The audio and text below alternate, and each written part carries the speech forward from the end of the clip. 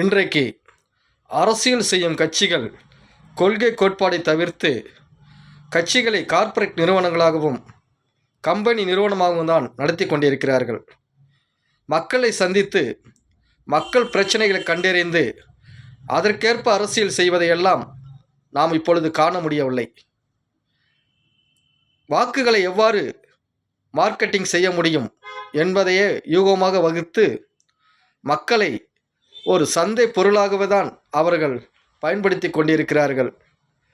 இது நாட்டுக்கும் தலைமுறைகளுக்கும் பேர் ஆபத்தையும் பேரழிவையும் தான் ஏற்படுத்தும்.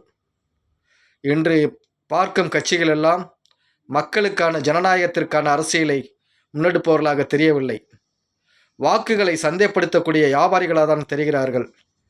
இவர்கள் ஒன்றும் ஜனநாயக அரசியலையோ மக்களுக்கான அரசியலையோ தந்து விடுவார்கள் என்று யாரையும் நம்பிவிட முடியாது.